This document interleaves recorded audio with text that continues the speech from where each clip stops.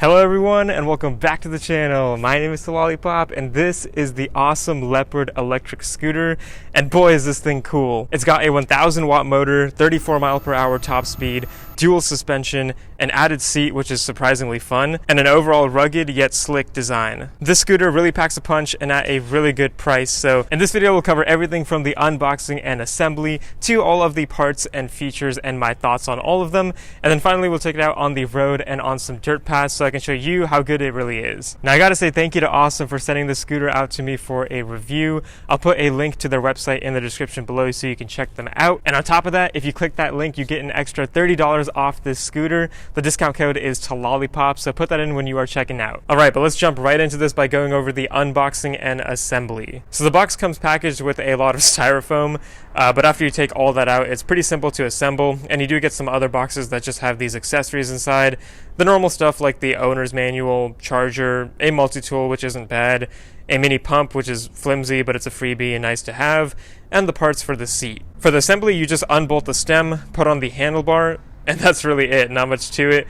I actually spent an additional 30 minutes just adjusting everything on the handlebar, which was definitely not necessary, but I moved the brake levers, the throttle, the controller, and screen, so the handlebar just looks and feels the best for my hands and is more comfortable for me. And in case you are interested, in order to put the seat on, you just bolt in the main attachment like this using the 4 included bolts, tighten the quick release lever in the back, and then insert the seat post and clamp it in at whichever height works best for you. Okay, now let's move on to the features, starting with the price. So this scooter retails for $950 US, but is currently on sale for $750 and goes on sale from time to time. With my discount code, it's just under $700, so not a bad price for a powerful scooter. But let's go over all of the tech components now to see what you get for that price. For the battery and motor, we got a 1000 watt motor in the rear with a max torque of 25 Newton meters, and that is paired to a 48 volt, 20.8 amp hour battery that's located in the main footboard of the scooter. Now that's a pretty powerful combination that lets the scooter reach a max speed of 34 miles per hour and a claimed max range of 52 miles. So that's some pretty nice specs there. The acceleration on the scooter is definitely good, and we'll talk more about the speed and feel during my test ride at the end. And for charging the battery, you have a charge port right here in the center of the scooter, so it's easily accessible. Now moving up to the handlebar, we have the LCD display screen in the middle here, and you turn this on by first taking the included key, sticking it in and turning it to the on position, and then you can hold the power button under the throttle until the screen wakes up. This screen is 4 inches wide and looks pretty nice and is simple and intuitive to use. You have your main speed in the middle, power output on the left, battery life on the bottom left, and then your trip and odometer info on the bottom right. To change the speed modes, you just press the power button and it'll go from mode 1, which tops out at 9 miles per hour, to mode 2, which goes to 22 miles per hour, and then mode 3, which maxes out at 34 miles per hour. Though I will mention that it takes a good amount of time for the scooter to gain that much speed. It gets to 25 miles per hour pretty quick, but the acceleration gets slower after that, so you do need a lot of flat road space to actually make it up to that top speed, but it will eventually get there. And as mentioned, you have your throttle on the right side of the handlebar here, so you can push this down to accelerate the scooter. And it is variable, so if you push it down less, the scooter accelerates less, so that's good.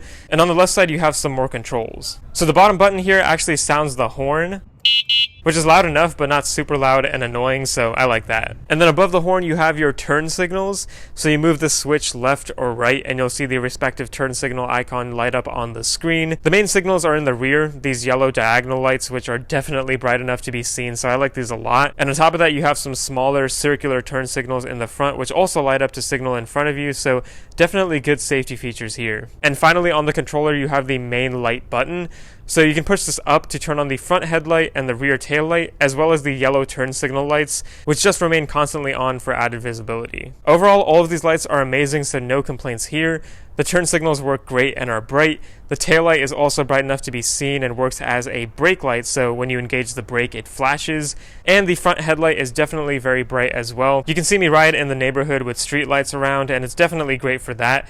But even here in very low light conditions with no street lights around, it really lights up everything in front of you, so this scooter definitely does a good job making sure you're safe at night and around cars and on the road. But one final thing I'll mention here is that I wish the cables had a cover or something, since it does look a bit messy up here. Not a big deal for sure, but just something I noticed. And on that note, I do want to say the screen on my scooter had a loose or broken part inside, since it made this chattery noise while I was riding or when I touched the screen, so that was not great. But I reached out to Ausom and they sent me a new screen that fixed the issue, so good customer service there, and yeah, it doesn't make any noise anymore. Okay, so lots of good tech stuff there, but now let's move on to the mechanical components, starting with the frame and design. So this scooter feels pretty good in terms of size and fit, and you actually have 3 levels of height adjustment, so you can unclamp the stem, push the silver button, and move the handlebar up or down. The scooter from handlebar to the ground measures 49.2 inches at the highest setting and 43.7 inches at the lowest setting. And speaking of sizing, the footboard is 8.3 inches wide and 18 inches long, so it has enough space to put both of your feet on it, and you have this extra footpad section on the back which adds another 3 to 4 inches of space. This footboard is covered in a nice rubber material that feels soft and comfortable, but also grippy enough to keep you from slipping off, so that's really nice. The scooter is made out of aluminum, which keeps the weight down, but it does still come in at a pretty hefty 65 pounds on my bathroom scale, but that weight is more typical of scooters that have powerful batteries and motors like this one. You also get a kickstand on the left side here, so that's just fine. And this is more my opinion, but I love the look of the scooter. It looks rugged with these holes in the frame and looks more mechanical here, but still looks sleek and stylish with the various angles of the frame and suspension components. I love the black color with these yellow accents here and there, which of course reflects the name of the scooter since Leopards are black and yellow gold. So overall, I think Ausom did a great job designing this one to be practical and cool at the same time. And this is a foldable scooter, which is super easy to do, no clamps or anything. You just unscrew this nut at the front of the scooter, push this silver piece out of the way a bit, pull the side pin, and the stem folds down. At this point, you can pull out the yellow hook and attach it to the hole in the footrest, and you're good to go. And one final thing I'll mention regarding the frame is that the Leopard does come with a seat attachment, which is a great feature to have. You saw it during the unboxing, but here it is. The seat itself is nothing special, but it does have suspension built into the seat and actually into the seat post as well, so lots of suspension here, which actually does make the ride a lot more comfortable. And I mentioned earlier you could lower the handlebar, and that helps a lot if you want to sit down, since now the handlebar is at the right height and feels really good. And of course, if you do want to fold the scooter with the seat, you can do so like this. Just unclamp the quick release under the seat here, push the left pin inward, and the whole assembly comes forward. And then you have a separate tab on the seat which you can push up to move the seat out of the way. You can also unclamp the seat just to move it around if needed, but then just follow the same steps to fold the scooter as normal and you're good to go. Alright, but for the actual mechanical parts, we can start off with the suspension. So there is front and rear swing arm suspension on the scooter, and we have yellow coil springs that look awesome. They aren't too easy to adjust if you want to do that, but honestly, out of the box, they feel fine.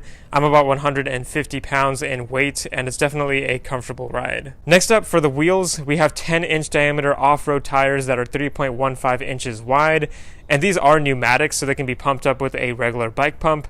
And they have a durable casing and a good tread pattern for rough roads and dirt pads, so they're for sure good enough to do some off-roading. On top of that, you can also see we have front and rear plastic fenders on this scooter, which is definitely good for riding in all weather conditions, and I think they give the scooter a nice rugged look as well, so that's cool. And now for the brakes. We have Whooshing branded mechanical disc brakes.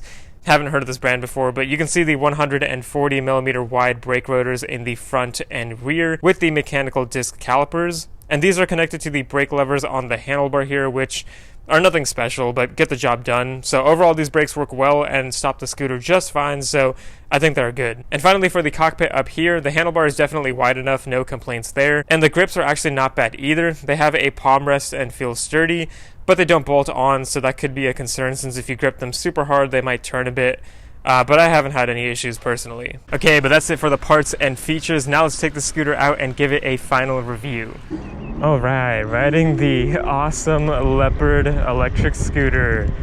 So I'm actually sitting down right now, that's why the GoPro angle is terrible, but I did want to show you guys how it is on the seat for a little bit before we take that seat off and ride it. I just wanted to mention, since it does come with the seat, that you can ride it like this, and it's actually pretty fun and pretty comfortable, which I did not expect. Like, you might look a little funky riding it like this, but it definitely feels comfortable. I have the handlebar lowered to the lowest position here to make it as comfortable as possible for while you're sitting down, so you're not reaching up here or something. So it's pretty nice to have that feature, adjustable handlebar and the removable seat, so might as well use it if you have it. And it does work a lot better for long distances. Your legs don't get tired.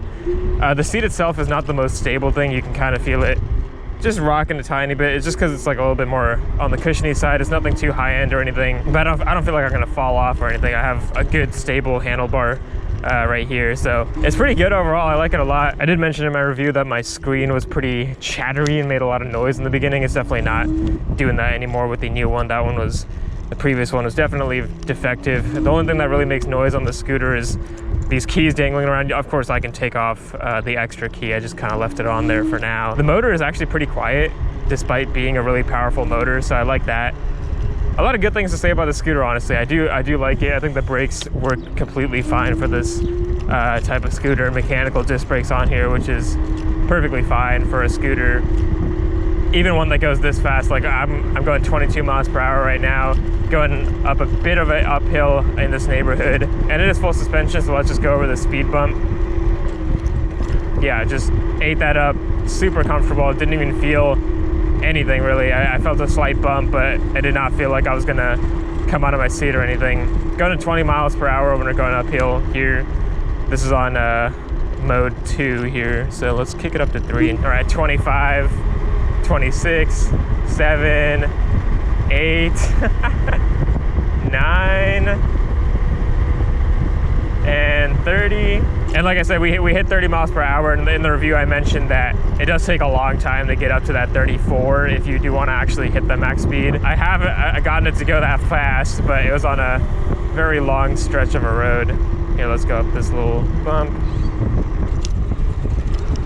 And although this is a full suspension scooter, I do want to mention that I wouldn't jump it too hard off of curbs and other things like that. You can take it on like trails, and we'll do that in a second. All right, I removed the seat and now I'm standing. I'm actually riding with the handlebar on the lowest position still, just to show you guys how that works. It kind of feels like I'm riding a kid's scooter or something. I'm a little bit leaned over. I'm about 5'8" in height, but it's not bad. Like it still feels comfortable, but of course, that's not exactly how I would ride this thing personally. So I'm gonna unclamp it, bring it up, and super quick and easy right there. Clamp it back up, and there it pretty much is. And this thing just feels great. I also removed the second key so it's not jangling around there, so you can kind of hear what it sounds like normally. And like I said, even that motor is pretty quiet for how powerful it is. So it feels stable and comfortable when you're on here, especially when you put your foot on like that rear little elevated pad. It's pretty cool. Let's take this thing out on a little bit of a dirt path so you guys can kind of see that. Woo! Oh yeah, this is fun. And I'm going like 20 miles on this thing. And the suspension is working pretty well to keep me stable. It's not like the most comfortable ride. The suspension's a little bit harsh, but you can, you know, I'm not feeling like I'm gonna bounce off of the scooter or anything unless I hit a pretty big jump. I almost forgot to mention I actually did get a flat tire on the scooter riding on the trail the first time I was recording, and that was a huge process to change. I'd never changed a scooter flat tire before. I didn't realize you had to kind of, you know, remove the entire thing. It's kind of, this one at least, the wires are still permanently kind of connected, so you can't fully remove the wheel, the rear wheel at least, when replacing the tires. So you kind of have to prop it up on something like I did here, just like random things. Definitely had to watch some videos to get the hang of that. Good learning experience, I guess, and just try to be careful with this thing. Don't pop the rear tire, or it's going to be a pain to change that out. A bit of another dirt path. Woo!